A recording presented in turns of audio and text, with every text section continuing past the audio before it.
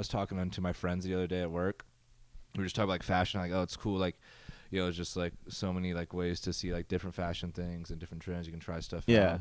And we talked about how we dressed in high school, and like I showed them my senior pictures, and dude, my senior pictures are like, I'm wearing like a Vineyard Vines pullover, with a bow tie. Oh shit! No, with like a regular tie, and I'm wearing like the American flag chubbies and Sperry's. Oh hell yeah, dude! I look like a Republican's wet dream, dude. It's so funny, and like in my head, I was like, these are cool as fuck, bro. These pictures are fucking cool.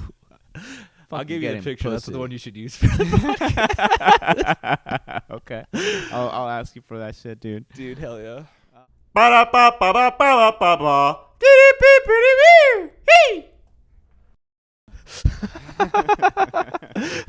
Is that live? Are we recording? Yeah. I'm so glad that's how it started, dude.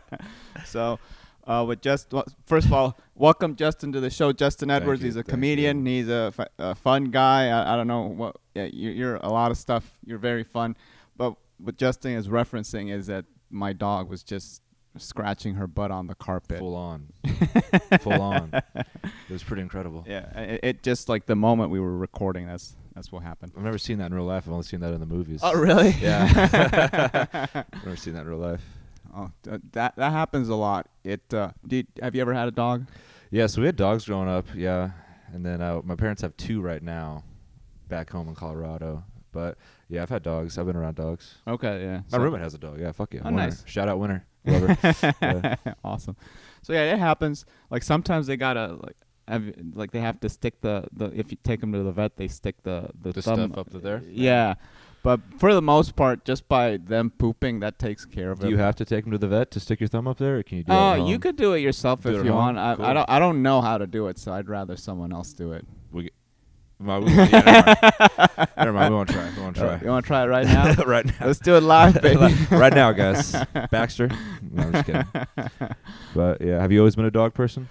You know, she's the first dog I've ever had. My mom. She was afraid of dogs, and so she never really wanted to have any pets or anything like that. I remember like wanting dogs, but I also was afraid of dogs when I was a kid. Dude. So, what was your family? Did they like? Do you grow up on a farm or like you just had like a regular house? No, I didn't grow up on a farm. That would be, dude. I wonder what that would be like. But I grew up in a few different places. My dad was in the Air Force, okay. So we moved around a lot. But yeah, it was always like a normal like house. I think there was like 4 of us, my brothers and sisters, and then. Are you the youngest? I'm the middle. You're the middle. I'm right in the middle. Yeah, okay. Yeah. And then I got 2 older sisters, younger brother, younger sister. Okay. Yeah, and then parents still together. Fuck yeah, shouts out. Shout out. Yeah, shout out. Yeah, still together, so that's cool. But we grew up all over. Yeah, we had dog. We had pretty much always had a dog at least. I think the longest we went without a dog was like 4 years. Okay. Because our dog from Hawaii, we couldn't bring him out with us, so we had to give him to a family friend or something, and we didn't have. Yeah. Wait, no, we brought him. We did bring him. We brought him to Georgia. Oh, I can't remember. No, wait. He died. That's the end of the story. That dog died. Okay. The way dogs do. And then we got another one like 4 years later, 4 or 5. We got this one named Annabelle, which is a Weimaraner. You ever had a Weimaraner? No, I've seen them around though. Those dogs are crazy. Fucking insane, dude. Fucking yeah. wild. So and then after 2 years of that, my mom was like, "Let's get another one." So now they have 2. You got 2 Weimaraners? Yeah, they have 2 Weimaraners. Shit. Yeah. So and it's so funny. My mom talks so much shit to the dogs, dude. She's like, "You motherfucker." I love it. I love it so much. But the dogs are also spoiled. But it's just funny. Yeah, I mean, dogs can get pretty crazy. Like they'll try to get away with shit if you let them. Dude, yeah, they're smart, man. Yeah. Yeah. I have a cat. I'm more of a cat person myself. Yeah. I think it'd be really cool to like have a dog and like have it super well trained and do all that stuff. But that's also like that's a lot of stuff, dude. Yeah, it's a lot of work, man. I love my dogs. They're great, but sometimes I'm like, damn, I wish I didn't have to do all this shit, dude. Because, like, today it took me, like, 2 hours to feed them, take them, like, to exercise and shit like that. I'm like, fuck, I could be doing something else, man. Yeah. But yeah, they're great, though. Like, they're a lot of fun. Yeah. So, what's it like having a cat? I'm always afraid of. Well, I'm not afraid of them, but there's something about them. They've grown on me now. Yeah. But before, I remember being like, man, I kind of don't like cats Dude, because I feel like they'll kill me while I'm sleeping. It's funny you say that. I was the same way. I used to really not like cats either back when I was a kid, just because like my granny had this cat named Lucy, Mm-hmm. and that cat was a bitch. That cat was the devil. Like that cat was scary. It was mean. Yeah. But then I got older, and then my sister got a cat when I was in like, I think maybe middle school. And that cat, we named him Maui. And that cat was real chill. I was like, yeah, cats are pretty chill. You know, like I don't mind them. And then like I got to college, and I actually did get a dog for a little bit. And then I was like, I can't do this, so I gave the dog away. Yeah, but I did it safely. Judgmental. Just kidding. You made sure the family was I went through an adoption agency and everything. Okay. Oh, really? There's adoption agencies for dogs? No, well, so I had a Weimaraner, and there's this thing. It's called the Weimaraner Rescue Foundation of Texas. Okay. And like, so they take in Weimaraners and find their new homes. Nice. Yeah. So now, like that dog, his name was Duncan. He's like up in New York now. Yeah. He's a stud dog. He's just fucking all day. Yeah. Which he wouldn't have been doing with me. So, yeah. Because I was irresponsible and didn't get him neutered. But yeah. Anyways, then I got my cat. I'm talking so much. I got my cat. No, you're good. That show's about you, dude. So. I got my cat like fucking 2 years ago at the Humane Society. His name's Winston. Shout out Winston. That cat is the best, dude. Yeah. He's so nice. He's so friendly. He's so chill. He's like, you ever heard of the term ragdoll cat? Yeah. Yeah, he's one of those. You can just pick him up, play with him, whatever. He doesn't care, dude. You know, he's really nice. He's very low maintenance. I love that guy to death, dude. What's the name Winston come from? New Girl? You ever seen New Girl? Yeah. Okay. Yeah, dude. I love New Girl, and Winston. Whenever Winston got Ferguson on the show, that's what made me like kind of. Oh, really? I was like, maybe I should get a cat. I relate to Winston. But yeah, but I was like, if I name the cat Ferguson, that's just too much. But I was like, I'll name him Winston. Yeah. It fits, dude. Some people are like Churchill, like Winston Churchill. I'm yeah. Like, no. No. That's dumber. That's dumber. Oh man. Than the TV show. Oh my goodness. There's a fun like story behind the Winston. So that because I have like a Winston Churchill tattoo quote. Oh really? Yeah, it's a bad tattoo, but I like the quote though. It says like little. I forgot what it says.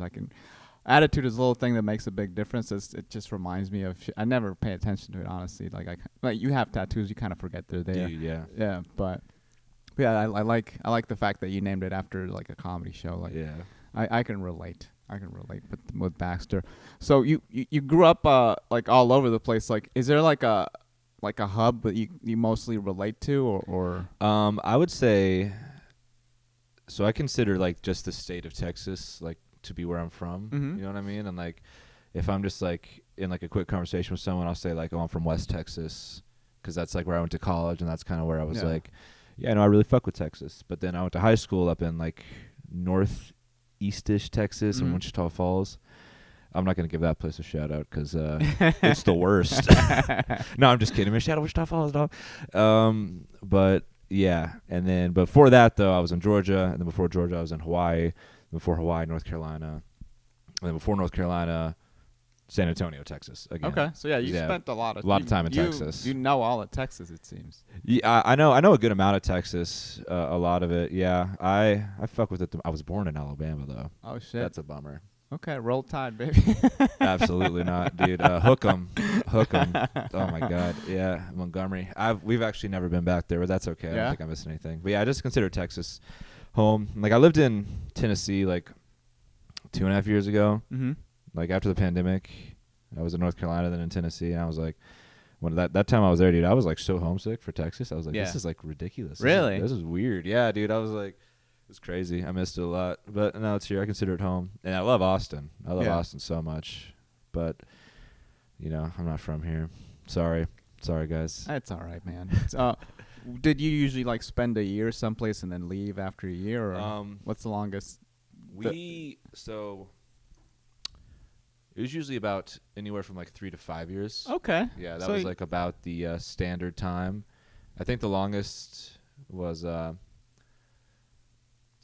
probably Wichita Falls. Okay. Yeah, because we moved there right before my freshman year of high school, and then they didn't leave until right after my freshman year of college. So it was like 5 years for them. Yeah. But yes, because they got moved to North Carolina. So my mom, dad, and my sisters and my brother left, and then I stayed in Texas. Mm-hmm. And then, after the pandemic, I moved in with them in North Carolina for like a little bit, and that was only like 6-ish months. Yeah. And then after that, Tennessee for like a year, because my sister, one of them lives in Nashville, so I moved to like right outside of Nashville. Okay. Lived there for like a year, and then moved to Austin because like a lot of my some of my best friends that I met in college are like born and raised Austin. Okay. So they would like always bring me up here in college. Yeah. And just like show me around and shit. And I was like, this place is so fucking cool. So I just told them, I was like, hey, I kind of want to come out. They're like, dude, let's get a place. Let's fucking do it. So hell yes. cool. So you moved in with them? Yeah. That's pretty cool. Yeah, I still live with one of them, Oscar. Shout out Oscar, dude. Shout out Oscar, man. So that's pretty cool, man. So is 3 to 5 years. That gives you enough of a time like to settle. Yeah, dude, it gives you just enough time to get comfortable with everyone and get to know people, and then you leave. Yeah. It's awesome. It hasn't affected my...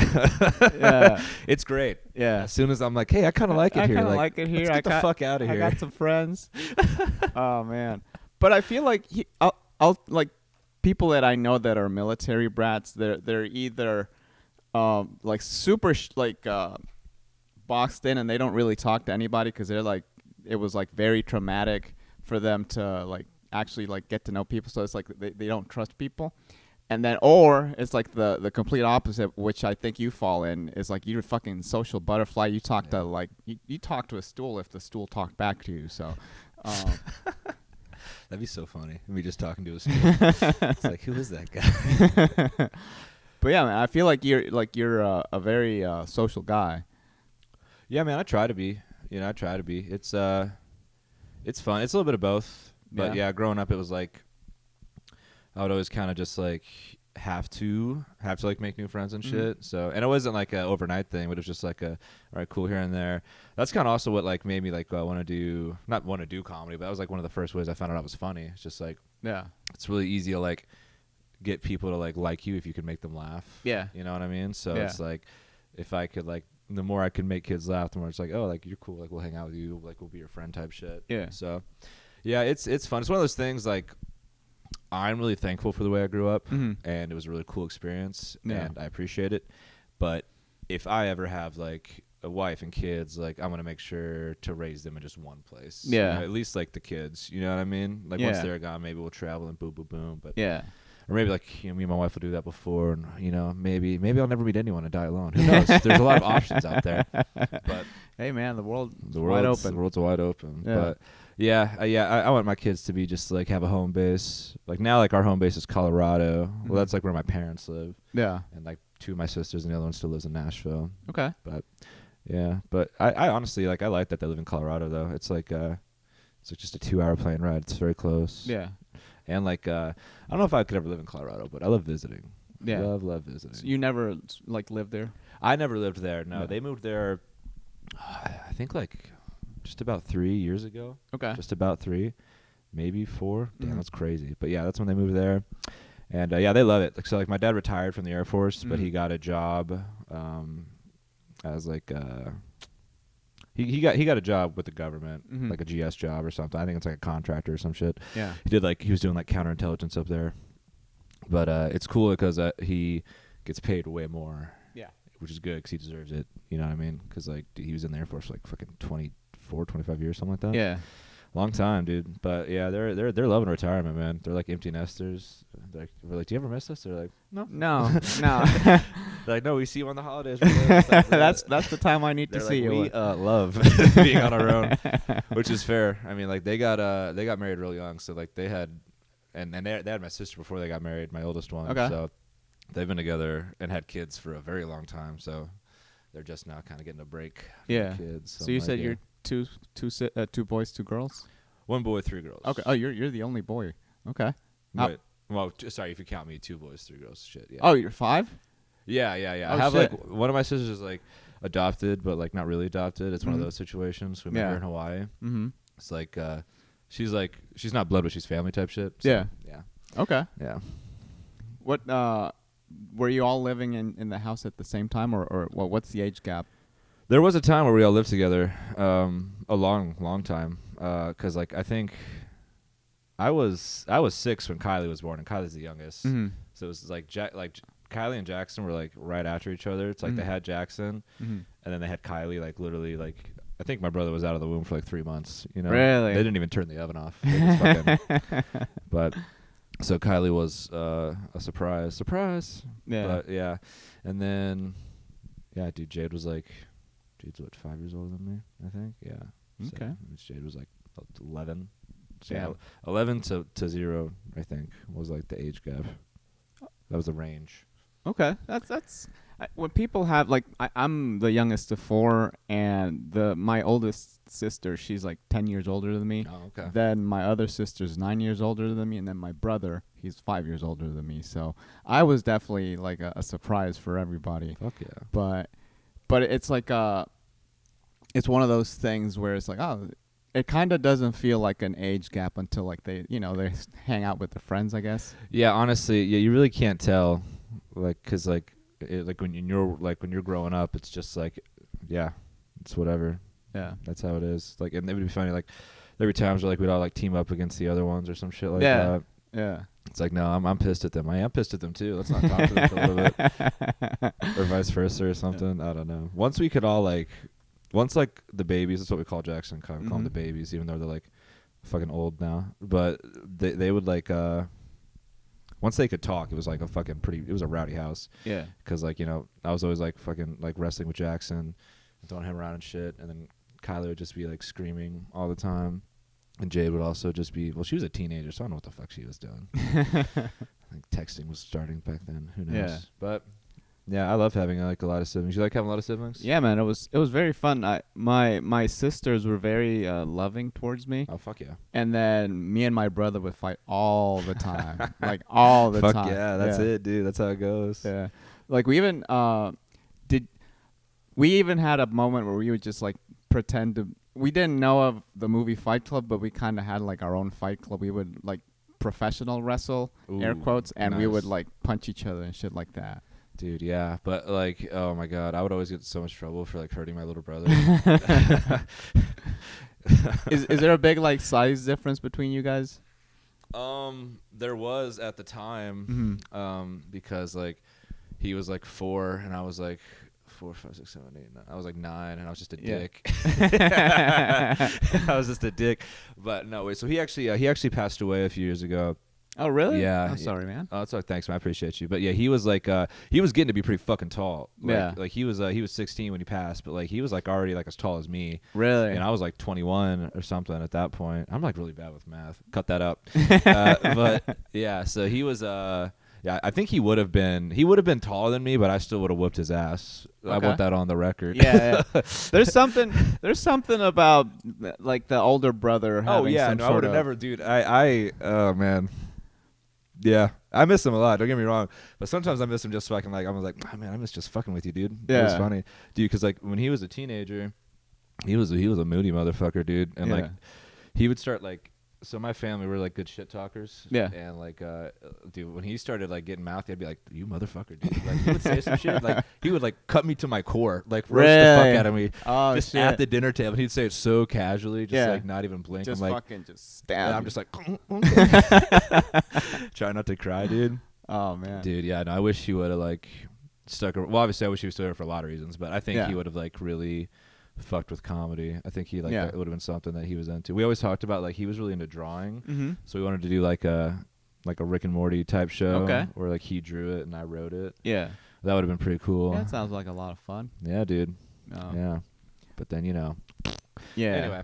Yeah. So like my brother, in size he was taller than me for a while, but then I kind of like I have like an inch on him. Okay. But for some reason there was always like this like towering feeling he had over me. Honestly, the only way I could get rid of that was actually doing jujitsu. And then that's like, okay, I know how to do something now, and I know he does not. So fuck yeah. I can like but that was the only time I felt like I could do something, because like even though I was stronger and bigger, like there was something, I don't know if it was mentally or what, but I felt like we don't fight a lot anymore, but there were a couple of times where like it got kind of out of hand, and I was like ready to throw down, and he had a way of just like stopping me. Just calming you down? I don't know. Even like just like holding me down or some shit like. Oh, that. like physically stopping you from hitting him. Oh, okay. Well, that's true, man. Well, yeah. Sometimes like you just gotta learn a few things. How long have you been doing jiu-jitsu? I did it for about 2 years. I stopped last May because the gym I was going to was pretty expensive, and I had to cut back on costs. But dude, yeah, those gyms are expensive, man. Yeah, I was paying like $200. I know I was paying that premium because of the coach that I was going to. Yeah. You've done it a little bit, right? Yeah. I've done a little bit. I've dabbled. Yeah. You familiar with John Danaher? No. No. You know? Do you follow MMA a lot? No, not really. Okay. Like that's something I've like very recently. I'm kind of like, okay, it's pretty interesting. Yeah. Okay. Anyway, so he's one of like. There's this guy George St. Pierre who's like. Oh yeah, I know who that is. Yeah. So he was his jiu-jitsu coach. Okay. And then like the biggest jiu-jitsu guy now. Gordon Ryan. Yeah. See, I know people. Yeah, that's his coach. So. Oh, okay. Yeah. So I'm like, okay, I'm making. And they moved to Austin from New York when the pandemic happened. So I'm like, oh. I'm gonna take advantage of that, even though it's expensive. I'm gonna get coached by this guy, dude. I was the worst guy in the class. Like everybody just beat the shit out of me. Dude, that's how you get better. Yeah, but you know how I know I did get better, because my brother-in-law. I lived in Utah for a while, and my brother-in-law just mopped the floor with me, and we used to work together, and we did I was in sales. We did like these like trade shows and shit like that. And we went to one in Vegas, and for some reason, you know, you get up like 10 dudes in a house that you're gonna find them wrestling or scuffling. something. Yeah. Scuffling occurs. So I was wrestling with him, and I'm like, oh, I wasn't able to do this before, and the only reason he got me was because I made a dumb mistake and whatever, but other than that, I was actually you competed, bro. You showed him. Yeah, I'm like, okay, I'm getting better. That's the only reason I know I got better. Because at the gym, I'm like, dude, I'm like the worst fucking guy here. Dude, that is funny how that happens. But like, you go against someone who like doesn't know anything, and you're like, oh shit, okay, maybe I actually do know some stuff. But yeah, I get my ass kicked too. I do a class with some of the guys I work with, and like, dude, they're all like blue belts and ups, blue and ups, and I'm like only like a month and a half in. Yeah, they beat the fuck out of me. Yeah, great guys. Yeah. No, they really are. They're cool as fuck. But I'm just like, son of a bitch, dude.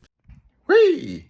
Hey guys, if you enjoyed this podcast and you would like to support it and avoid annoying ads like this one right now, there is a way to do it. So if you go to patreon.com/forgiveforgethal, or if you just Google Patreon Forgive and Forget with Hal Sadi, then you'll find me.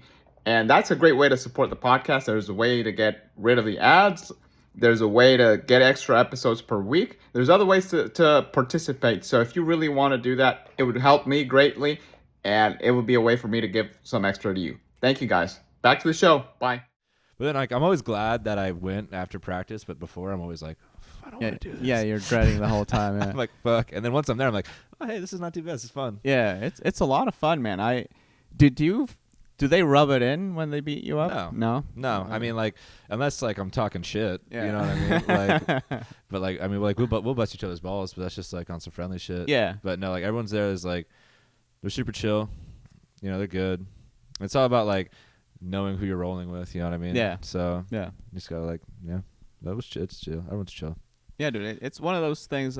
It's the best workout I've ever had, bar none. Crazy good workout. I used to like mountain bike. I used to like go rappelling and like canyoneer or whatever. Was that like in Utah? Yeah. Fuck yeah. And then I used to climb. I'm not good at any of them, but I never had the same like feeling after doing those that I did after jiu-jitsu. Dude, yeah, one of my buddies like put it really well. He's like, yeah, the best workout is like fighting for your life, like literally trying to stay alive. It's like, man. Like you use muscles you didn't even know you fucking had. You're just like, it's crazy. Like once they like put it in like those terms, I was like, okay, damn, that's pretty interesting. Yeah. But, yeah, it's cool. Yeah, because they're literally like choking you to death. Yeah. Like if they keep going 5 more seconds, you're dead. Dude, there's been times where I've been like, dude, if this was like just me and this guy in the street, like he would kill me. Like like he would literally, I've been in positions where I'm like, dude, if he didn't like stop when I tapped, like I would have died. It's done. Or it's like over. my arm would have snapped off. Like that's insane, dude. Yeah, man. But then they're just like so fucking nice. Like outside of it, just like, hey, what's up, buddy? How you doing? How Just you like doing, giving you bro? hugs Yeah. and shit. You're like, you guys are awesome, man. Yeah, man. That's how you know someone knows how to fight. They're just like the nicest person ever. Yeah, they're just so nice. Um, Sometimes there's also some dickheads that know how to fight too. Some guys are just assholes, but they're also really good fighters. yeah. Have you encountered a couple of them? I've never met them, but like just like some of the guys about 'em? I like, yeah, some of the guys I talk to about jiu-jitsu and that I work with and shit. Like they've all been doing it for like years and years, and they've just told me it's like, yeah, you just gotta watch out for those guys. Like they're there, but whatever. Yeah, keep an eye out. Yeah. So, you, out of all the places that you lived in, was there any of them that kind of like stood out to you? You're like, oh man, I really missed this spot other than Texas. Probably Hawaii. Yeah. Hawaii, yeah, dude. I was a kid when I lived in Hawaii, but I have like some faint memories of it. But it was still like really cool that I got to go there. Yeah. That's why I have a Hawaii number. I don't know if you noticed. Yeah, I did. I was gonna say something off the record, so I'm like, I don't want people guessing your phone number. That's fair. That's a good call. Yeah, but it's all right. That's okay. It's just an area code. It's a lot more numbers. You'll But anyway, you'll never find me. how long did you spend there? We were there for I think 3.5 years. Okay. Yeah, it was fun though. And, like we took full advantage of it. Like talking about my parents, dude. They literally just like would load all of us up into the minivan like every weekend. We'd go to the beach. Yeah. Don't talk about that, dude. Corralling like 4 fucking kids. Yeah. Dude, like on a beach. Yeah. Oh, dude. Oh my god, dude. We used to do like family pictures out there, bro. Mhm. Oh, it was a nightmare. It was a Oh nightmare. no, It's that's like, at the beach. at the beach, dude. Like my mom would dress us all up. She's like, if you get this done fast, you get McDonald's. If you don't, you eat cereal. Just kidding. We did not get it done fast, and we still got McDonald's. So Yeah, man. the incentivizing did not work. But dude, oh my god, those are so funny. Fucking family pictures. I forgot about that. Was that did you guys take family pictures often? Yeah, whenever we were little, we did it. Especially when we lived in Hawaii, we did it a lot. But I think by the time I was like, I don't know, like middle school, we spaced it out more. Mm-hmm. You know what I mean? Like every like 4 or 5 years. I mean, I don't think we haven't done any since Jackson died, honestly. Yeah. So I don't think we've done like any like real just like let's all get dressed up and show everyone our jeans type shit. So That's interesting to do it at the beach because that's the place for it to get messy. yeah. Like, especially when you guys are young, like everybody's gonna roll around in the sand. Did you guys get in the water before the picture or shit like that? No. We knew better. You knew better. Yeah. It's like it wasn't so much the messiness. It was just like trying to get everyone to like smile at the same time and the wind to work and all this other shit. Yeah. And my mother was just very particular about the way she wanted the pictures. So yeah, family pictures. That's funny, man. I the last family, like I remember my family had a family picture when I was like 2, and there was no other family picture until I was 21. So Wow. Yeah, Damn. it's a long. That's a long gap. time. Yeah. So we didn't. There's a. Like they even put me in like a little bow tie and shit like that. That's how small I was. Like they like really. Oh, I thought you meant when you were 21. Oh. Yeah, they forced me to put me in a little bow down, tie. dude. Fucking bow tie. It was before I was good at jiu-jitsu. Fucking got my ass. But yeah, Crazy. man. So I always find those interesting because they're like a sign of the times at this. Because Pretty cool little snapshots. Yeah. Of what it was like. I remember my wife's family. There's a family picture of them when they're like my wife. She's 10 years older than me, and her youngest brother is the same age as I am. Okay. And she's like probably 18, and her brothers are like around 10 or whatever the age is, right? And see, I'm not good at math either. I was trying to follow. I was like, what? So and I'm like, dude, the parents have like these huge like Coke bottle ass glasses. Really? Fuck. And like the super sideburns and shit. Like I'm like, oh, dude, this is That's funky. that is funky That's as funky. shit, That's dude. groovy. Yeah, How long you been married? about 11 years in September. Hell yeah, dude. Congrats. That's awesome. Yeah, thanks, man. Dude, 11 is a lucky number. I like Yeah. 11. Yeah, it's a fun number. You a big numbers guy? Yeah, kind of.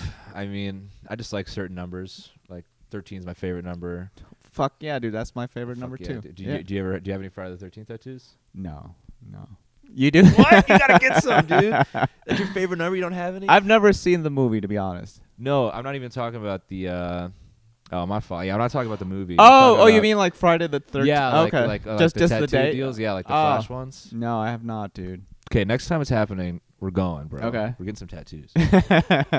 Hell yeah, dude. Gotta get some tattoos. 13. What other number you like? 11, 13. That's it. Yeah, just those two. Just kidding. I like 97 a lot. 97. What's 97? Year I for? was born. Okay. Yeah, 97. Something about it. Also 3. The number Three's a good 3 number. is crazy, dog. There's something about threes in general, like multiples of threes and Yeah. things like that. I'm a big. So I like 11. I like 13. I like 22. Ooh, 22 is a good one. And I'm trying to think, like 23. I like 23 because of Michael Jordan for some reason. Good MJ. Yeah, good old MJ. And then I like 86. That's the year I was born. Fuck yeah, dude. Yeah. Yeah. 13, I like it because it's unlucky. Mm-hmm. And Dan Marino, go Dolphins. Yeah. Fins up, baby. So I like it because of the unlucky thing. I'm like, I'll make it lucky, motherfucker. Yeah. But you know what's funny? The age gap. I didn't know this until like 2 years ago. The age gap between my parents is 13. Oh. Yeah. Okay. Yeah. So I was like, oh shit, there's more to this than I realized. But That's crazy. Numbers are insane. yeah, dude. So Hawaii. What did you ever surf or anything like that? Dude, I surfed like my last fucking week in Hawaii. And I was like, this is so cool. And then I moved to fucking South Georgia. Yeah, There's no surfing. No nothing. It's South Georgia. How far is Atlanta from there? 5 hours. Oh shit. Okay. Damn. 5.5. What's the name of this? Brunswick. City? Brunswick. Brunswick, Georgia. Okay. Yep. Is it Oh, dude. So let me like do a little side. How did you like school? Did I like school? Yeah.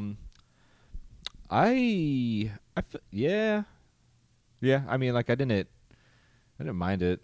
Yeah. Like middle school was okay. Middle school's hard for everyone though. Now that I'm older, I realize that now. But yeah, middle school I wasn't really vibing with it. But high school was chill. I had some like really good friends in high school. My high school was like it was just a classic little small Texas high school. So yeah, I'm indifferent. It was there, if that makes sense. Yeah. But I don't want to say I'm like super studious or like have a passion for academia. I barely graduated college, dude. What did you play sports in high school? Kinda. I mean, I played like freshman football. Yeah. Left bench. And then I played soccer like my sophomore and my junior year. Mm-hmm. And then my senior year, there was this this is so stupid. My coach gave my number away to a freshman that was starting over me, and I was like, I fucking quit, dude. And dude, he was definitely way better at soccer than I was, man. I was just like, fuck, dude. I was like, can I at least just have the number, man? He was like, nah. Yeah, that same guy also stole my girlfriend later that year. Oh, no, I'm just shit. kidding. But wouldn't that be fucking hilarious, bro? It would have been great to go beat the shit out of that guy, man. You're taking my life away. Dude, he probably would have kicked my ass, too, bro. Who knows? I was a scrawny little thing. And Really? Yeah. Oh, man. That was weird, scrawny little thing. I've never talked like that in my life before. But I was pretty skinny in high school, yeah. Really? You give off like you give off like a jock like vibe. Fat? No, fat. Oh. No, like, you have like this jock vibe. Oh, thanks, man. But in the best way. I appreciate that. Yeah, I didn't really like sports too much when I was younger, just because, like, I don't know. I was kind of scared to compete, if that makes sense. Yeah. Like, I was, like, worried about, like, fucking up so bad that I didn't even really want to try. Yeah. But then, like, when I got to college, after my brother died, I joined the rugby team just because I was, like... Oh, you went, like, fucking hardcore. Yeah, pretty much. I thought it would help me overcome my fear of violence. It just made me more scared of violence, seeing it that close. But that was just fun because, like the team was like, yeah, like we're here to compete, we're here to work hard, it's like a really cool culture. I was like, dude, fuck yeah, dude, just go out there and fucking try. It doesn't matter if you want to lose, just fucking try. Yeah. So I like sports a lot more now. I like jiu-jitsu and shit. I don't really like do any other sports though. Like my buddy asked me to like play a rugby game with him not too long ago keep in mind, my buddy who I'm talking about is like, he's a professional rugby player. Okay. And this was his like club team. So not professional, just like guys that want to play. Yeah. He's like, yeah, just come play with us. And I'm like, fuck no, dude. I only played for like 6 months in college, and I milked the fuck out of it. I was like, yeah, I played rugby, dude. I think I played in like 2 games, maybe. Chicks dig rugby. Chicks dig rugby, dude. Oh man, hell yeah, dude. But that's. I played soccer too. But I wasn't good at it. Yeah, I was good at being a goalie, but I didn't want to be a goalie. Yeah. I don't know why. I remember goalies always being dickheads. Yeah. Yeah, I don't know why. I just remember them always being dickheads. Not you. No. No, I know. I'm just growing up playing. I'm just thinking about it because I'm like, whenever the goalies I just like saw it as something I didn't want to do. I'm like, oh, what a loser. if I actually did it, I have really good reflexes, so I would have been a great goalie. But I just had that, I want to be in the field mentality, and I feel like if I actually tried being a goalie, I would have been very decent at it. Dude, it's got to be a stressful job being a goalie. Yeah, because I mean, the whole thing depends on you. Yeah, dude, like that's gonna be a hard job. Dude, like I'm watching like some of the hockey playoffs. Like, dude, being hockey goalies. Oh, hockey players, dude, crazy. Dude, the shit they're doing. I'm like, what the fuck? Hockey's one of those. I think that's got to be the most badass sport, right? Yeah, because it's got the same feeling as soccer, but it's like 10 times more fast paced. Yeah, and it's violent. And yeah, it's got to be like the toughest sport, dude. Yeah, like both physically and just like athletically, mentally, dude. Skating, that's got to be exhausting, dude. Yeah, man. I mean, you look at those guys; they're drenched. Oh, dude! Basically, the moment they're in there. They're so cool, dude. Northerners, man. I know that other people play hockey, but like, dude, those great North people. I want to meet them. I want to go live with one for a little bit. Just live in the Great North. Like, what's it like up here, dude? So, I don't know if they would like me. I think you'd do fine. Maybe. So my wife, she's from like way northern Minnesota. Oh, really? And my brothers-in-law, they both played hockey. Like, they both won the state championships, like, before they graduated and shit like that. So like, they were really good at that. Yeah. Do you follow hockey a lot? No, not really. So one of the guys that went on to like the U.S. medal championship team, whatever, his name's TJ Oshie, and that was one of their teammates. Oh, wow. Yeah. Fuck yeah, dude. So that's one of those. And I played goalie for hockey like 1 year. I wasn't good, and I had like very cheap pads and shit like that. So I was like always afraid of the fucking puck hitting everything. So, but it's one of those sports. I'm like, man, I always loved watching it. Oh, dude, yeah, it's fun to watch. It's so fun to watch. I have no desire to play, but it's fun to watch. But, dude, you ever see that movie Goon?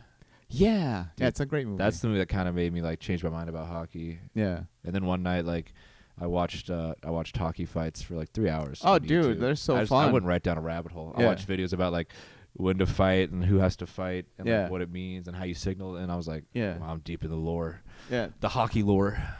You know what? I haven't watched a hockey game in a long time. And last weekend I was at some brewery by myself because my wife is out of town. So I'm just finding something to do. There you go. Brewery's a good one. And I was just sitting watching the Rangers play. I don't even know who it was. But they scored a goal and immediately broke out into like a beatdown. I'm like, what the fuck? Like, they scored a goal. How are they fighting already? And then I look at the replay. One of the players just fucking pummeled one guy right before the goal. So the guy, when he got up, he's like, fuck this guy, and then started beating the other guy up. It was fucking hilarious, dude. I'm like, and the only penalty is like, oh, get in the box for like 2 minutes. That's it. Dude, that's why it's like, it's so funny, man.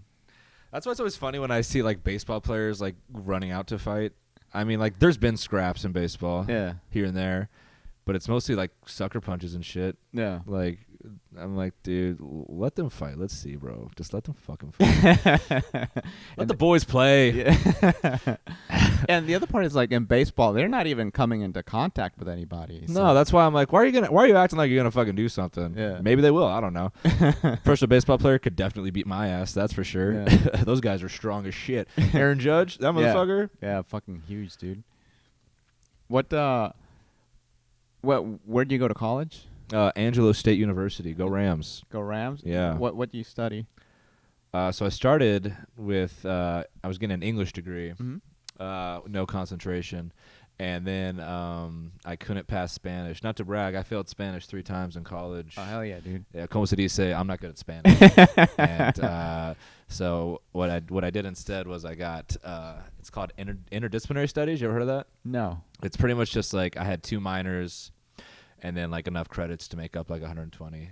Okay. In like literally anything. So I have a minor in English and a minor in psychology. Oh hell yeah, dude. And a that's it. That's it. Yeah, and you know what you can do with those? Nothing. You can be a server and do stand-up comedy. So don't give up, kids. Hey man, that's perfect. That's perfect. Is there any like stuff that you learned in psychology that you can apply to stand up? No. I didn't really learn anything in psychology. Most of No? my classes were online, and I was really bad. Really? Oh yeah, dude. I just Yes. skim. I got straight C's in college. C's get degrees. I liked English. Everything I learned way more from English. Yeah. From like just like about like how to tell a story, how to write, you know, how to hook people, Yeah. shit like that. Yeah, I could see that. Like you do like your stuff is pretty tight for the most part. So Thanks, man. it's I definitely see how that helped you out. How long so with the minors? How is that like you're studying the whole thing throughout your career, your college career, or how does that work? Well, yeah, honestly, yeah. But I was studying. Yeah, I was studying both of those the whole time. But then like, I didn't realize I was gonna like, because like if I didn't drop down to an interdisciplinary study, I would have had to do like another 1.5 years. Yeah. And like I already like didn't want to do it anymore. Yeah. Like so I was just like, whatever we need to fucking do to like get me this fucking piece of paper. Like, Yeah. let's just do that. Because like I probably would have dropped out if it weren't for like my parents, but I wanted to like finish for them and shit. But I probably would have dropped out and been like, fuck yeah. And like honestly, if I dropped out, they would have been fine with it. Yeah. Like, they would not have cared at all. But like, So you were just doing it for like actually being able to tell them, hey, I graduated. yeah, college. dude. Like mostly just like I was like, let's just finish it. And like honestly, it was like the year after my brother died, and I was like, let's just get a win. Let's just get one win. Yeah. Just give us one win this year. So I mean, like I guess I'm glad I did it. But then like my fucking with COVID, like I couldn't even walk the stage for graduation. Really? I mean, I know some people like died and shit, but I couldn't walk the stage, dude. I want to throw my cap, dude. Dude, I want to throw my fucking cap, dude. I don't care about your grandma.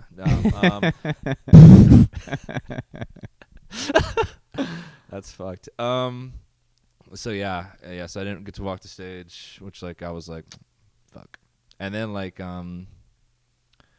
yeah, I don't know, man. It's just like the whole ending of college kind of left a bad taste in my mouth. Yeah. Just with like my brother, and then like with the way I was graduating, then with COVID and shit. It's like it's just not a very like happy time in my life, the end of college, which I feel like kind of tarnishes it, because like overall I did like really enjoy college. You know, I had like I met a lot of good friends and had a lot of fun and made the most of it. It was like a small D2 school. You know, did what I could with it. It was good. It was nice. I liked it. Did you party a lot? Yeah. Yeah. I partied a bit too much. I didn't really ever party in high school, and so that's where you like got out of your system. Then so I got to college, and like I was like, wow, this is so fun. Let's do this all the time. Yeah. So you know, it happened. Drank a lot. Dude, this is what like comes to me, like, 'cause you're telling me all this stuff that you didn't do in high school. I can't imagine you not being like this in high school. You know what I mean? Oh, really? Yeah. I mean, I obviously everybody grows or whatever, blah blah blah. But like, you do seem like this is how you've been your entire life. I think so for the most part. I mean, I'm probably a little more annoying now. I'm probably a little more obnoxious than I used to be. Yeah. But it's always better to have that, you know? It could be. Yeah. Could be.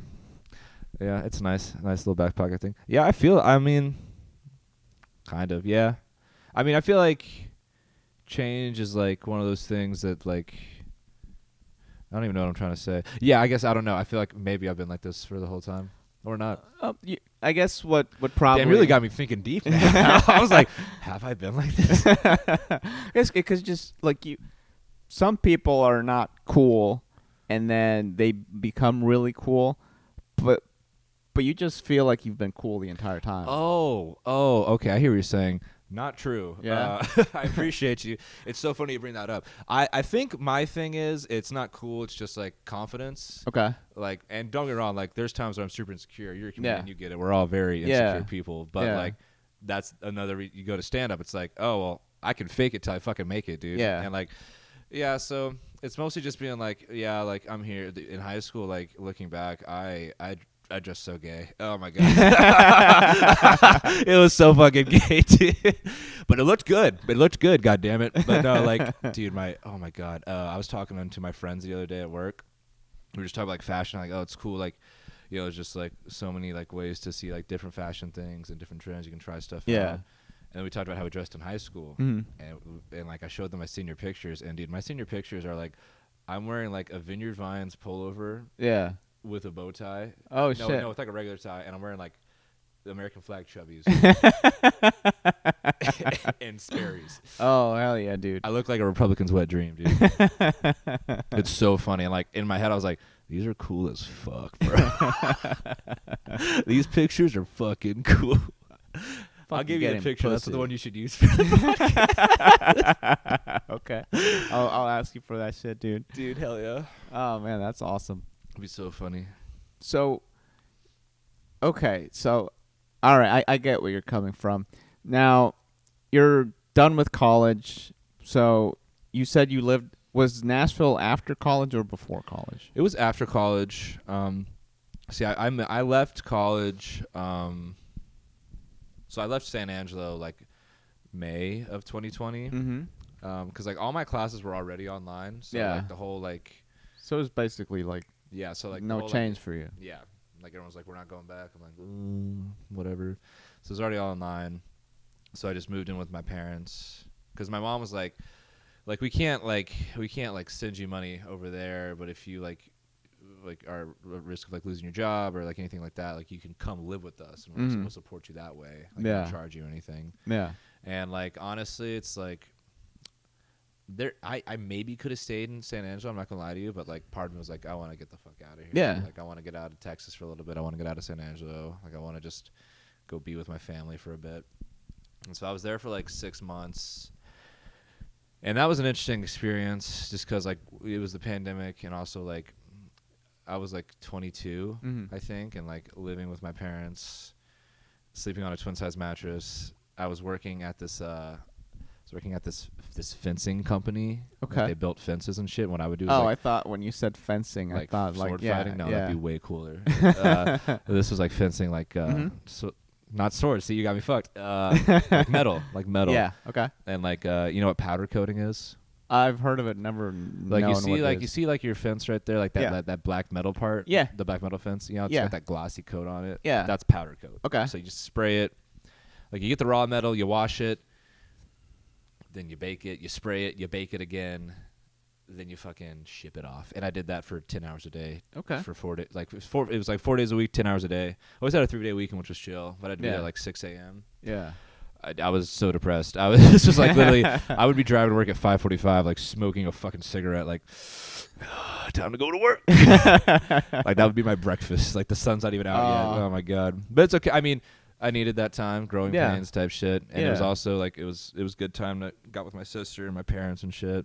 Yeah, I think that's the perfect time to go back with your family too. Yeah. Like the whole world is like doing whatever they're doing, so you're like, might as well. Plus, like we were all still grieving pretty heavily from Jackson and stuff. Yeah, it had only been like. It was a year in May, like that. The May of 2020 was 1 year. Oh wow. Yeah, so it was like I got to be home for that, so that was good. Yeah, man. But and then after that, like I said, my sister lived in Nashville, and I would go to Nashville a lot. So I moved to Clarksville, and the reason I moved to Clarksville was that my friend was like, "Hey, I'm moving to Nashville. Do you want to come live with me?" I was like, "Yeah, my sister lives there. Let's do it." Yeah. He should have said Clarksville, because Clarksville's an hour away. Oh, shit, okay. Yeah, because he's in the Army, and he was like, yeah, man, I'm getting stationed out in Nashville. We're going to live in Nashville. And then he's like, Oh, I see it's Clarksville. It's only like 30 minutes away. An hour away. Not the end of the world. Not the end of the world, but totally different place. But it is like he did sell you something else. Yeah. That's like San Marcos to Austin. Yeah. which are both way better than Clarksville. Yeah. Honestly, Clarksville was. Oh man, Clarksville was crazy. It wasn't crazy. It was just like it was very much like I was just serving full time in like an army town. I was living in an army town.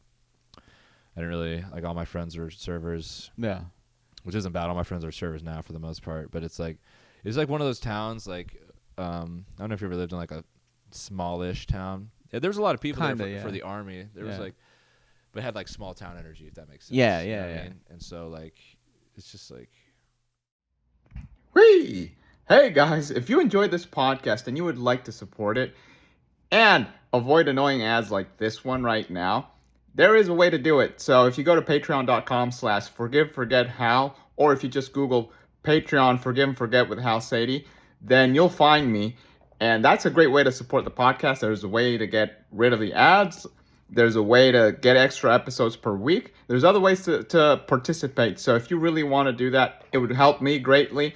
And it would be a way for me to give some extra to you. Thank you guys. Back to the show. Bye. It's drudging on the soul. Yeah. You're like, there's like really not much going on. There's not many opportunities. I'm just kind of chilling. No, I get. So I moved here from Utah, but I lived in like southern Utah. It was a place called Laverkin. I never mentioned that to anybody. One, because they wouldn't understand it, and two, because it was such a small town. Like, if some random weirdo would know where you lived, they would find you real quick. And it was like maybe 4,000 people that lived there, but it was, I don't know. There's a lot of like mountain land there. Okay. But I know exactly what you mean. Like, the reason I lived in LA, and then my wife got a job where she like got free housing, so I'm like, well, we gotta go. Yeah. We gotta go. We were paying $2,000 in LA for like a shitty 2-bedroom, 1-bath. I would like to save that money, so we moved there, and then we lived there for 3 years. And her job, they phased it out pretty much. So the moment that happened, I'm like, what the fuck are we doing here? Like, let's get out of here. So that's when we're like, oh, let's move to Austin. So I know exactly what you mean. Like, it was great because of the nature there was cool. Like, there's very few places where you can see, like, have you ever been to Utah? No, but I've heard it's beautiful. Yeah. I've heard it's very, very beautiful. So the southern part of Utah is like a lot of red rocks and shit like that. So you were recently in I was at Red Rocks. Red Rocks. Yeah. So imagine that all over the place. Fuck yeah. So that's how pretty it was. But so there's a lot of outdoor activities, but I that's where I started doing jiu-jitsu, because like I didn't have like comedy or anything like that. Yeah. So I'm like, well, I have to do something. I'm gonna kill myself if I don't do anything. You're like, I gotta fucking get out of this house. So I know exactly, like, love the place, love the people, everybody's friendly, but I need something to do. And so the moment that ended, I'm like, let's get the fuck out of here. Like, I need. So like, do you have like a mixed bag feeling about Utah? Like, you kind of liked it, or did you just straight up like not have a good time? No, I had a great time because my brother-in-law lived there, so he's like, that's why I tell you, like, he's like a very like hockey military dude. Like, he was in the army, he played hockey. Like, you get along well with him. Oh, cool, bet. So hell yeah. He was there, and he's got a bunch of friends. So like, that was cool having, like, moving somewhere, you automatically just have like a circle of friends. That is always really nice. So that was fun, and they're all really cool. And there were things, so I kind of helped start a comedy scene there. Nice. So I ran 2 mics. If it were up to me, I would have done at least 1 mic a day, but the demand for comedy was not big there. So I kind of settled for 2 mics. Yeah. And even then, with 2 mics, there were days where nobody would show up. I'm like, what the fuck am I doing?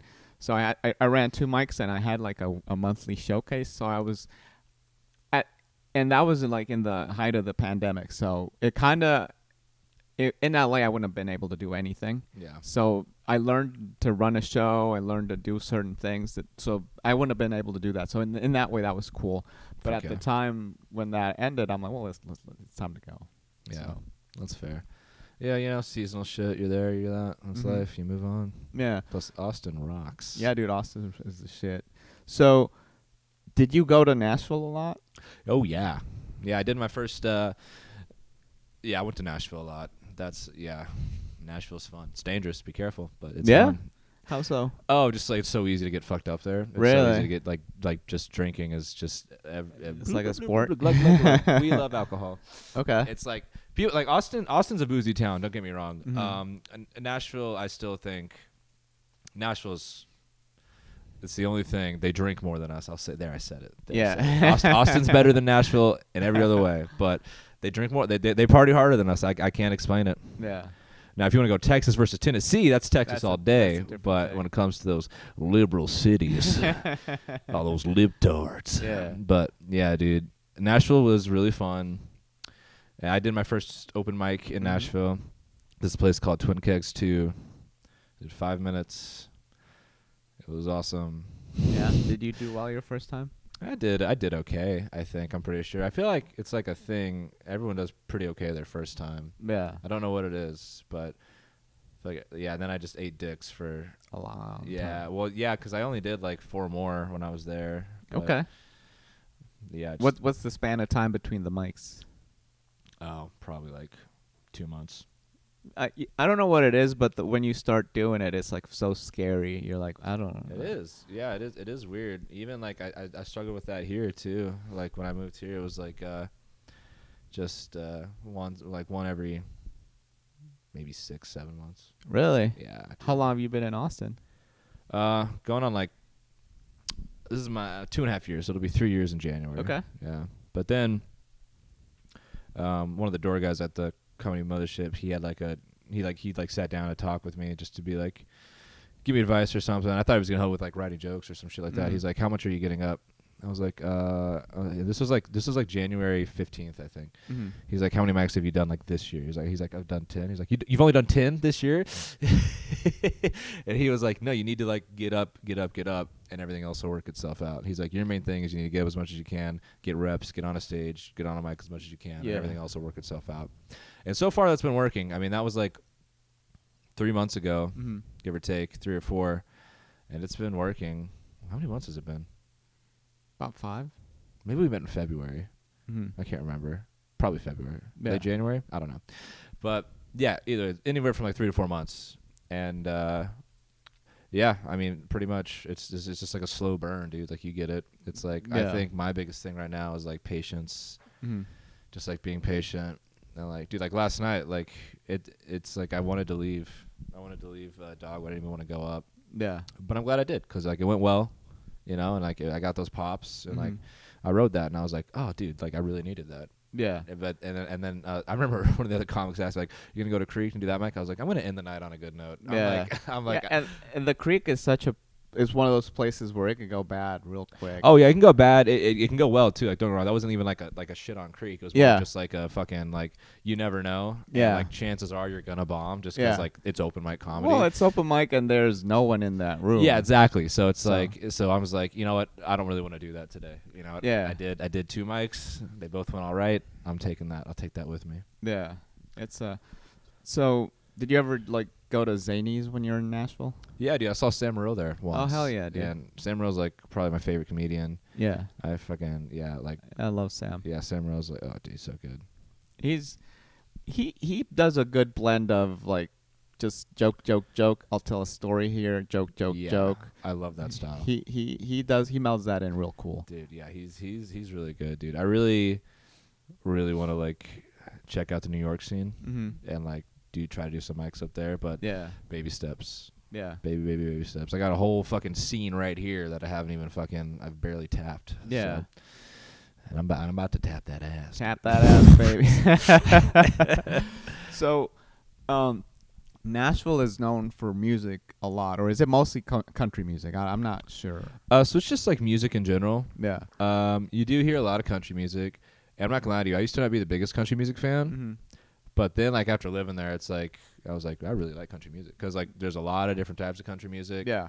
You know, it's fun, it's catchy, Yeah. it's got all sorts of moods. So yeah, honestly, I really like country music. I don't like it enough to where like Just listen to it. yeah, I don't want to like be there all the time, but like every now and then I'll be in a mood. Like dude, summertime, like I'm always like for like late 90s, early 2000s country in the summertime, Yeah. dude, just like fucking Alan Jackson, Kenny Chesney type shit. Mm-hmm.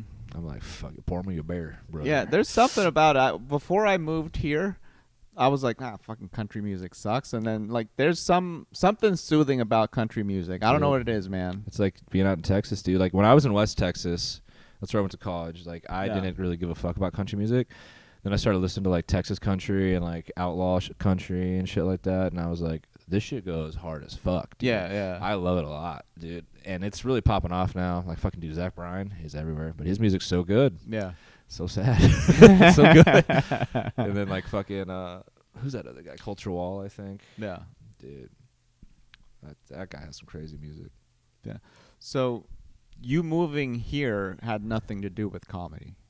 No. Just your I buddies? was always gonna move here, honestly. Like I just feel like it was always supposed to happen. Like I remember my very first time coming here, like coming to Austin. Mm-hmm. I was like 18 and I was like, dude, if I don't live here one day, like I fucked up. Really? Yeah. Okay. And then it just so happens like when I'm in Nashville, that's when I decide I want to be a comedian. Like I want to do comedy. Like I want to like check it out. But it just happens like, oh, it's happening in Austin. And dude, if I wouldn't have moved to Austin, I guarantee you like I wouldn't still be doing stand up. Yeah. Just cause like I moved here, it was just everywhere here. And like it was just a constant reminder in my face every day of like, dude, like look at all the work you're not doing. Like it's all out there. Like go fucking do it. Yeah. So yeah, dude, it was one of those serendipitous things, you know?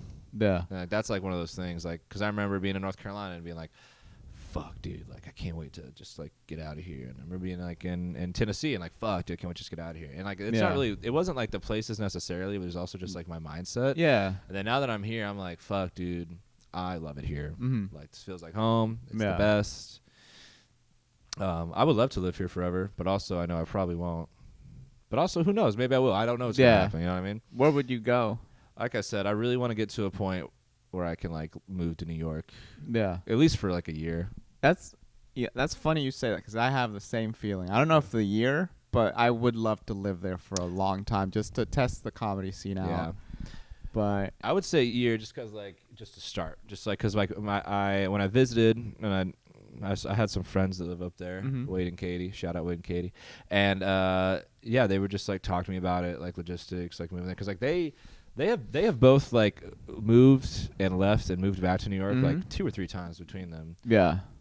Like yeah, of course, like it's always here. It's like you don't have to like they said like people get this idea like they have to move to New York and that has to be the end of it. But like you can move there, you can always move back. Yeah. And you can always move back to New York. You know what I mean? Yeah. It's like, and same with Austin, same with anything, dude. It's like we get so caught up in like, oh, forever. I have the same problem. But yeah, just get through. Just take it one step at a time. Yeah, dude, just fucking go with it. Yeah. I made a promise to myself because I had the same feeling. I'm like, oh, I want to be at the comedy show, blah, blah, blah. But I'm like, dude, fucking, how about you, like you said, how about make it here in Austin, dude, and then make the best out of it here.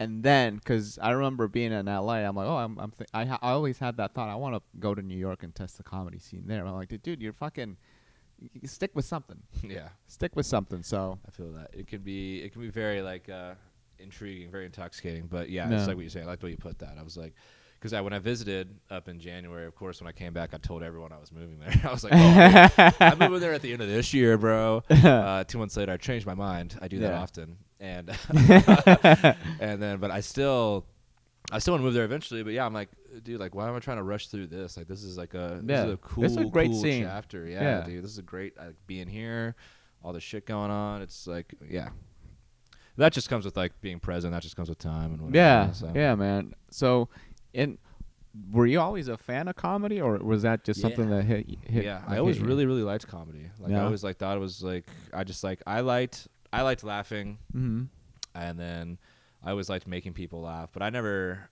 thought of it as something like I could do. Yeah. Until like I was like 21, 22. That's when I started like thinking about it. You're 26. 26. Okay.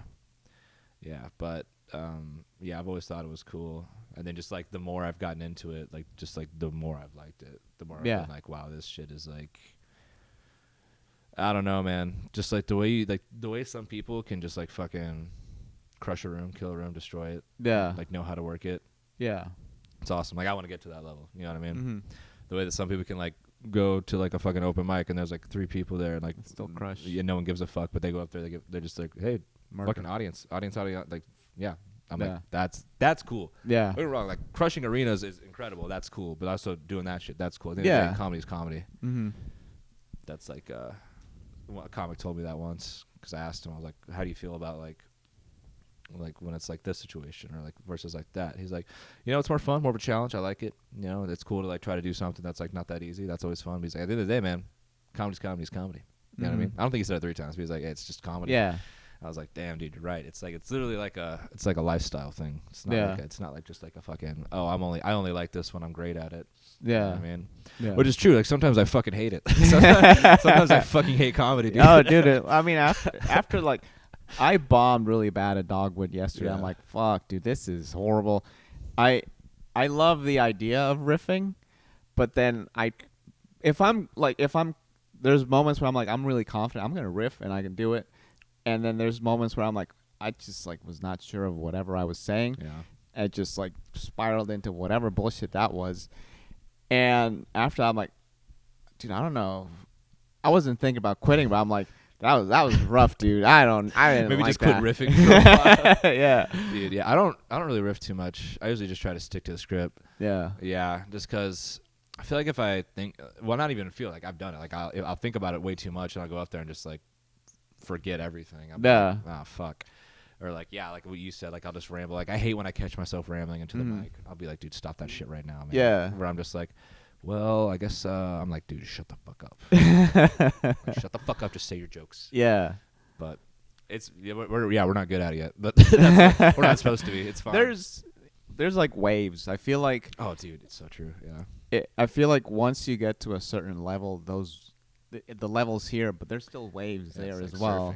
surfing. Yeah, but you just don't notice it because like you see their level and they're like, oh, but in their mind they're like, because I listen to a lot of comedy podcasts and I hear them saying like they're bombing or whatever, and I have a glimpse of whatever they're doing. I'm like, they're not bombing, dude. Like, but in their head, yeah, they're bombing. Yeah, it's like I told someone at work one time, I was like, hey man, good set. He was like, it was okay. I was like, what? Damn. Yeah. But also, we are our own toughest critics, so it makes yeah. sense. Like for example, I'll give you an example. I remember like, to me, the first time I did stand up, it wasn't even like a comedy club. It was like where I met my wife was a yoga retreat. There was one. Met your wife at a yoga retreat? Yeah. That's so romantic. That's like some Nicholas Sparks shit. At a yoga retreat? Hell yeah, dude. Yeah. So in that, and it was like a week-long thing, and at the end of the thing, they were gonna do like, hey, you got to do some sort of performance, and I moved here to do comedy, but I didn't know what. Like I started with acting, and I'm not a good actor, but I just love comedy. So I'm like, and then eventually, funny. yeah, and eventually at that yoga retreat, everybody was like, hey, you should do stand up. You should do stand up. You should do stand up. I'm like, bro, I am terrified of that shit. I do not want to do that. So It's scary. but you had to do a performance. I'm like, what the fuck am I going to do? I don't have any material. So I'm like, you know what? I'm just going to get up on stage. I'm just going to talk, see how it goes. And I did. It was a 5-minute thing. I did, from what I remember, I was doing great for 2.5 minutes. And then the other 2.5 minutes, I just completely bombed. But That's not that bad. yeah. But if I had a taping or like an audio of whatever of that thing, and if I look at it now, I'm like, that's Terrible. fucking dog shit, Yeah, dude. dude. Yeah, it's always, but that's like the right mentality. Yeah. That's the way it should be. Like your shit should always just be getting better. Mhm. And it's going to be slow. You're right. It's like going to be slow. But like, yeah, you should always be like, yeah, that was garbage. Yeah. And then always just want to do better. Yeah. Which I don't know how healthy that is, but I feel like. I think it's great for the actual craft. Yeah. Probably mentally it's not that great. Yeah, that's why you got to be able to differentiate. Yeah, it's balance like, it out. You know, it's like, I do this thing. This thing does not define me, though. Yeah, exactly. And that applies to everything. Mm-hmm. That's very true, man. So, what was like the first thing that like you're like, oh, I loved it. Like, who was your first like stand up that you saw? Ooh, Daniel Tosh. Daniel Tosh. Okay. Daniel Tosh, dude. Daniel Tosh is fucking the GOAT, in Yeah. my opinion. Yeah, Okay. I fucking love that guy. Just kidding. Dave Chappelle's obviously the GOAT. But Daniel Tosh, really fucking good. it's a relative thing, right? Yeah, it's true. But I think I just haven't seen. I don't think Tosh has done stand up in so long. Yeah. Like, so I don't even know, man. But like, I think he's still out there. he's definitely out there. Like, I just don't know when he's gonna make his return. I really hope he does, because I mean, he's got his podcast now and shit, Yeah. which is just so fucking funny. I love it. Dude, I love that he's just like he's such a good shit talker. And dude, Tosh.0, like the early Tosh.0, dude, that shit was. I loved it so much. That was like my introduction to like kind of like adult comedy. Just like, damn, okay, so you can say that's fucked up, but it's funny. Yeah. Like, I like it. And that's kind of why I have like the sense of humor I do have. I feel like I'll make some jokes sometimes where people are like, I can't believe that. I'm like, I don't think it's like that bad. You know what I mean? Especially compared to like other, you know what I mean? Yeah, there's other people just saying shit that's out there. Yeah, they're not even like crafting jokes. They're just saying shocking outlandish shit. Yeah, you're just like, okay, you got to craft a joke. But yeah, no, I love Daniel Tosh. And then also, How old were you when you got into that? I was like 11. Okay. And then Tom Segura, I watched his second special in high school, the one that was like mostly stories. Yeah. And I don't know why I threw it on. Like I had never just thrown on a comedy thing before. Yeah.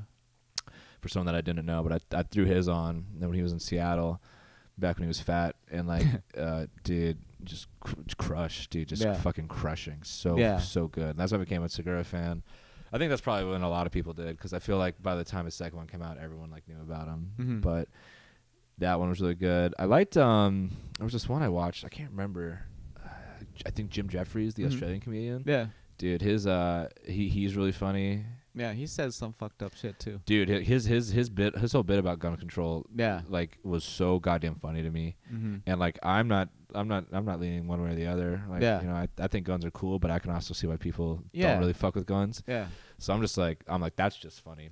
That's one thing I love being able to just laugh at shit objectively. Yeah, and there's I hate it when like people are trying to make a I don't know. I just think comedy is to be funny, right? Yeah. And then what's cool is like I can hear someone else's like opinion that I completely disagree with, but it's fucking funny. It's hilarious, right? Exactly. And I hate it when people are like, "Well, you say." I have a friend who's like very into that woke shit, whatever. And he like for a woke person, he's like very normal. Okay. But yeah, they're out there. Yeah, he's still like I remember like he's tried to like tell me some stuff about my jokes. I'm like, dude, no. I cannot take any of whatever you say seriously, because like you're like telling me I can't say certain words. And I'm like, not that I'm saying the N word, but I'm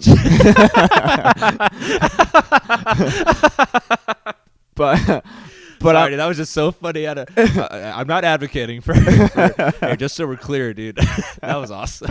Not that I'm saying the N word. But I'm saying like weird stuff just to see how it goes, because there's some words that are fun. And he's like, hey, you can't say that. I'm like, I'm not gonna listen to you. Yeah. Okay, if some comedian tells me, hey man, maybe try to work it out a different way, I'll pay attention, because he knows what he's talking about, right? Just an avid passerby. And like he's he's my best friend, and what's funny is like the shit that we joke around with, it's like fucked up, but then I guess there's something about him like being in private, and then something about what goes out to the public, which is like the weirdest thing. Like that is weird. So, but I will say like it's like your certain friend groups, right? It's like like I'll still joke about the things I joke about with comics, like, with my regular friends. They just don't like it. Like, sometimes people will get like pretty upset, and I'll be like, fuck. It's which like I'm not one of those people that's like, oh, like if I like upset you or some shit, and especially if like I'm not on stage, like if we're just like having a conversation, and I joke a little too far, I'm like, all right, my bad. Yeah, my fault. Yeah, it's not a big deal. Like that's not a big deal at all. But like on stage is a little different. On stage is different. Yeah. It's one of those things that I feel, well, you're trying shit at the end of the day too, right? Like there's things that I feel like when I write, I'm like, that is fucking killer. I go tell it on stage, no one laughs. No one laughs. It's a dud. That's the best. I love that. And then the other thing that's like a throwaway thing people love, I'm like, really? That's the one they like? I'm like, all right. Dude, that is the weirdest fucking shit in the world when that happens, dude. Yeah. Like shit that like, could you have a thing? You're like, this part's great. Let me just add this little tag. I don't give a fuck. And the tag is the part that survives. Yeah. Like, I don't understand at all. I don't get understand. It, man. Oh, it's crazy. So Segura is a big influence, and you're still pretty young at that time. Yeah, dude. I think I was like 16, 17, something like that when that first one came out. So that was cool. And then I'm trying to think who else. Probably Sam Morrill. Yeah. Because I remember first time I saw him, like I was in college. Oh, so you saw him a while back? Well, like first time I saw him on like the internet. Oh, okay. You know what I mean? And I was just like, this was in like 2018 probably, 2019. Okay. And he did this bit about like fucking taking a girl home but like not getting laid. And he's like sometimes a conversation can be more satisfying. I mean, like he obviously, I'm butchering this joke, but like, is it the consent bit? No, it's not the consent bit. It's him just being like, he like takes a girl home and his friend's like, oh yeah, dude, did you get some? He's like, no, we just talked. And my friend was like, well, hey, well, sometimes a conversation can be more satisfying, you know, something like that. My friend said it to me. He's like, this is you. I'm like, oh fuck, that's so funny. And I was like, oh shit, like maybe I could try stand up. Yeah. Okay. So that's when you were like, okay, that's... Yeah, because around that time, like around like Sam Morrill, like I also watched this show like Crashing with Pete Holmes. I don't know if you ever saw that show. I've seen a couple episodes. Yeah, it gave like a cool insight into like comedy if like you just weren't familiar with it at all. Yeah. Super unrealistic. Like I totally expect to be crashing on Bill Burr's couch by now, but I'm not. And but like that was just really cool. And then like I listened to this podcast called Going Deep with Chad and JT. You ever heard of that one? I've heard of them, never seen. Dude, I was big on that one for a long time. But like listening to that one, that's the podcast that made me like, dude, just fucking try it, dude. Because like this is before they really started kind of blowing up. Yeah. But they were just like doing comedy and then just like living their life. Yeah. And I was like, oh, so like it's possible. You can just do it. Yeah. Just fucking do it. You know what I mean? Like you can have fun. You meet friends. Like, oh, okay, that's actually really cool. It's scary, but it'll be cool. So yeah. That's the one. Then I moved out to Nashville, and like I set a deadline for myself because I told my roommate about it. I was like, I think I want to try stand up. Yeah. I was like, all right, well, here, I'm going to give you till this day, and then go do it. And like that was cool. That was cool just because like I remember him telling me that in Nashville, and that was like 3 years ago. And then like he was like, I did like a show at the Book Borough, and like he was there. It was really? Cool. Yeah, and like it was only like 23 people in like a bookstore in Pflugerville, but it was like so cool. Your buddy, it was cool as fuck. Yeah, he got to see me there, and like that's a really cool venue. Like, dude, they packed it out. We're all just hanging out, like drinking. That bookstore's so fun, dude. I like it. Hold on, I'm sorry. No, you're good, man. You're good. Make sure it's not an emergency. It's not. Wait, or is it? I think it was Geo. Hold on. It was a 303. Aren't you 303? No, I'm California. You said no. Denver, Colorado. Is that family? You want me to pause it? I can actually just cut this out. Yeah, sorry. My bad. You're good. You're good, man. This is your... Oh, it's my uncle. Okay. I don't need to call him back right now. Okay. So... I will call him back after. You were saying about the Book Borough and your buddy actually coming out to see you and stuff like that. Yeah, man, that was just cool. Cool, like cool moment. My roommate was there too, and like my roommate, he came with me to my first open mic here in Austin. Okay. He's come to a lot of them with me, dude. He's a fucking goat. Like the fact that he's like willing to just keep me company at those things sometimes. Back when I was like early, I didn't really know anyone. Like I was kind of like nervous about going alone. He would just come with me. Yeah. And I'd be like, dude, now in retrospect, I'm like, dude, you're a good fucking friend. Yeah, man, yeah. You're a good sitting through all that open mic comedy, dude. And like I would go up and be like, yeah, dude, you did really good. Yeah. Thanks. I'd be like, I needed to hear that right now. It's funny because like that buddy I was telling you about, he's been to like 4 or 5 of mics with me. Fuck yeah, dude. And he's like now has like this hesitancy to go see me at an open mic. I'm like, dude, don't go to an open mic. It's gonna be bad. Why are you gonna want to sit yourself through that? Dude, that is so funny. I'm sure you ever deal with that, like, because like I'm sure like you have friends that are like, oh, let us know when you have a show, or let us know when you're up or something. Yeah. And I'll be like, well, I'm up all the time. Yeah. It's just like it's open mics. You know what I mean? Yeah. It's like I'm going up like 5-8 times a week, dude. Yeah. It's just you might not want to to go up there, north, which I'll be doing tonight. Yeah. 10:30. Strong might be 10:30, there, baby. Well, I guess by the time this airs, never mind. It won't be happening. Yeah, this will probably air next week. Well, then come to the one next week. So. That's pretty cool that your buddy goes to visit you to do that stuff. Yeah. So, How now that you're actually out here doing it and you're getting out, what do you what's like your like overall feeling about it? About comedy? Yeah. Scared. Yeah. Yeah, scared. But like a good kind of scared. Mm-hmm. And like I'm having fun. And Yeah. I'm enjoying it, and I'm excited to see where it goes. Honestly. Yeah, man. That's it. I'm trying not to trying real hard not to put too much pressure on it to either go well or if it goes bad either way. Cause I think that's like the poison right there. That is the poison, man, and it's hard. It's very hard. Everyone's susceptible to it, but just trying to be like, all right, one day at a time. Yeah. Trying to get bogged down when you fucking bomb and shit, and try not to get a big head when you crush. Yeah. And just try to stay in the middle. Just about. I feel like the more I actually work on having fun with it, the more I actually enjoy it, and the better I do for some reason. Exactly. So. And then like that energy can last a while. So that's what I try to hold on to when I'm like having like those like 2-3 week spans where I'm like bombing, and I'm like, okay, it'll get better. Yeah. Because then like, dude, like when you like crush, for lack of a better word, you don't even have to crush. Let's just say you get like 3 or 4 pops. You're like, oh, that's dude, good. that was so nice. Yeah, like, it's nice. I needed that. Yeah. Yeah, it's like a good pick me up. It is. It's like cocaine. Mm-hmm. Not that I do as a metaphor. Sorry. He's got some cocaine right now. Hey, I do not have cocaine. See me after the show. Okay. So, actually, what's it like working at the? I don't know if I should mention where you work. I don't really want to talk about work if that's cool. Yeah, no, that's. I'll talk about you in private. But That's perfect then. So, man, I'll tell you this real quick. I actually the first reason why I wanted to move to Austin was like my wife and I, we were in LA. We were looking for houses and stuff like that, and the housing market in LA is ridiculous. Like you're paying for like a shitty house a lot of money and stuff like that. We're like, well, we gotta go somewhere else. Yeah. And the first time I heard about like, actually Austin's a pretty cool place. They have a decent scene.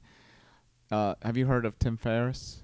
No. Well, he's a guy that has a podcast, whatever. So he moved to Austin. I'm like, oh, maybe I should do that. That seems like and I looked it up. It's like it was before Rogan came here, and there was like 4 or 5 open mics. I'm like, I could do that because like that's basically a good enough amount of stage time that you can get without it being like a huge scene. But then my wife's job happened, and then while I was in Utah, then the whole thing of this becoming like a huge thing was like, oh, okay, so I guess you're just like kicking yourself. Yeah.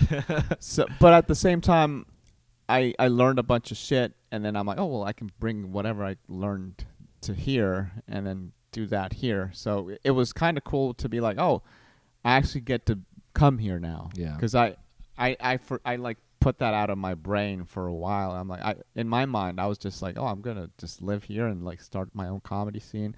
I even thought about like opening up a comedy club there. Oh, really? Yeah, because I'm like, well, I need somewhere to practice. But I guess it was all rooted in just like building up the scene there, and that's not what I wanted to do, honestly. Yeah. Like I just want to do comedy. Yeah. So when that happened, I was like, oh, that was kind of like a relief, like a monkey off of my back. Yeah, because I don't know, you start like putting too much pressure into other things that have to do with comedy, which are equally like they're important. You know what I mean? But it's so easy to get caught up in that and like lose sight of like, okay, at the end of the day, like I just want to make people laugh. Yeah, that's all I want to do, man. That's just So it was funny that happened. I'm like, oh, because you had that feeling. I want to be in Austin. Yeah. I just to me, it was like a passing thing, and then suddenly it became like a really big thing. I just thought that was interesting that you really had that. I guess you're a Texas boy. Like, living all over in Texas. Was there like this stigma about Austin about it? Like, dude, and I didn't even fucking know about Austin until college. But people don't like it. I don't give a fuck. There's parts of Texas I really don't fucking like. Yeah. So that's fine. That's the thing about Texas. It's like, I'll talk shit about the other like cities and shit. But if someone like not from Texas like tries to talk shit about it, it's like, who the fuck are you? Yeah. It's like, where the fuck are you from, pal? But nah, dude. It's cool. I don't know, man. It's all about who you're talking to, I guess. Is it safe to say that this is the most liberal part of Texas? I'd say so. This part's pretty. Yeah, I think this is like the most liberal. I mean, like Dallas and Houston, Dallas is pretty liberal in certain parts. Mm-hmm. You know, there's like little pockets of like liberalness here and there, but yeah. But what I like about the liberalness here is that like they're not assholes about it. Well, yeah, depending on where you go, absolutely, for sure. It's nothing like Seattle or Portland. Yeah. That's for sure. Like, yeah, I mean, like, yeah, most people are pretty chill about it. I mean, like, people are like, oh, like, how can you like be in Austin and like make these jokes? I'm like, most of those people that don't really want to hear the jokes don't really go to the shows or the mics. You know what I mean? So I will say that. I will say it's like a cool blend. It's always funny when I run into conservatives in Austin. I'm like, oh shit, I forgot you guys exist. Yeah. I'm like, hey, what's up, guys? I don't care either way. I mean, like, as long as you're not like you said, like a dick about it. Yeah. I don't give a fuck. Yeah. At all. So I mean, I'll joke with you about it. Like if we're friends, like I'll make fun of you for certain shit. You know what I mean? I make fun of both sides. Like I remember I have this one joke where I used to say like, you know, because you can tell I'm like a staunch Republican. Mm-hmm. I got off and like 2 or 3 dudes were like, hey man, like you shouldn't go around telling people your political affiliate. I'm like, I was joking. I was on stage. Yeah. I forget that. Assume everything that's coming out of my mouth is a joke. Dude, yeah, like I forget that because like especially with my style, like I'm not gonna lie to you. The way I joke and shit is like I'll fuck with people. I lie a lot. I'll just be like, yeah, totally. Yeah. Like, so people never know when to believe me. It's bitten me in the ass a few times. I'm like, fuck. I should listen to The Boy Who Cried Wolf better. I could totally see that.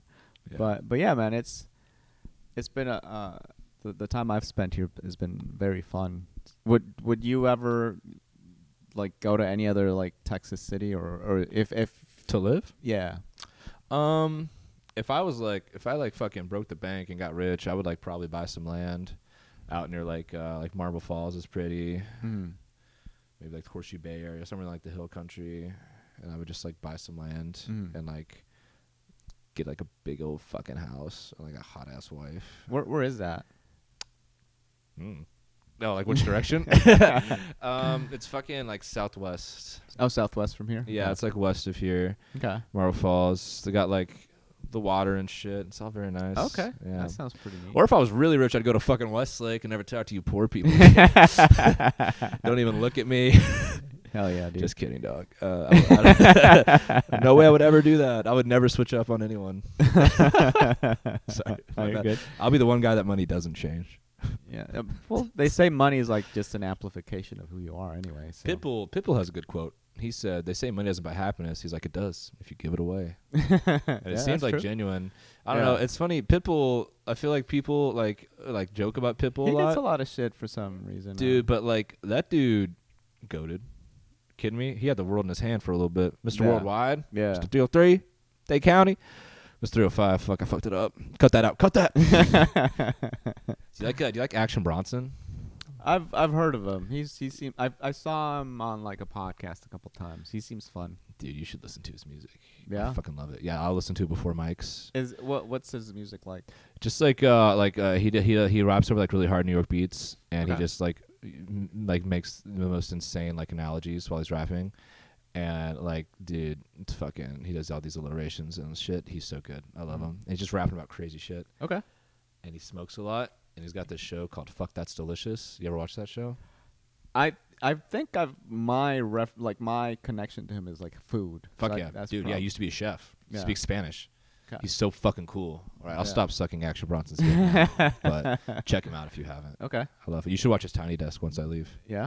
Okay. Yeah. Just you by yourself and the dogs. Just boom, glued to the TV. Yeah. Oh yeah, man. Is there anything you want to plug or anything like that? What's this podcast called? Forgive and Forget with Hal Sadi. Listen to Forgive and Forget with Hal Sadi. I only plug the homies, dog. Wait, not like that. Not like that. You're trying to plug me up, bro. I'm trying to plug you up, dog. What's your Instagram? Oh, it's Juz10. So it's JUZ_10. Oh, I just got that. Yeah, a lot of people say like I'm trying to say Jews. I thought it was not like, that that's a bad thing. If I was, I'm just saying. Yeah. No, but I was like, oh, it's just and that's it. I didn't know what the 10 was. Oh yeah, Juz10. Boo, I'm clever. No, that is very clever. That's pretty cool. Thanks, All right, man. It was great having you on. Hope dude, you had a good thanks time. for having me. Yeah, dude, this of course, is dope. man. Hell Fuck yeah, yeah. dude. I'll talk to you later, bro. All right. Ba-da-ba-ba-da-ba. Boo. Dee-dee-bee. Ba-ba-dee-ba-dee. Ba-da-ba-ba-ba-ba-ba-ba. Ba-da-ba-ba-ba-ba-ba. Ba-ba-ba. Ba-da-ba-ba-ba-ba-ba-ba. Dee-dee-bee-bee-dee-bee.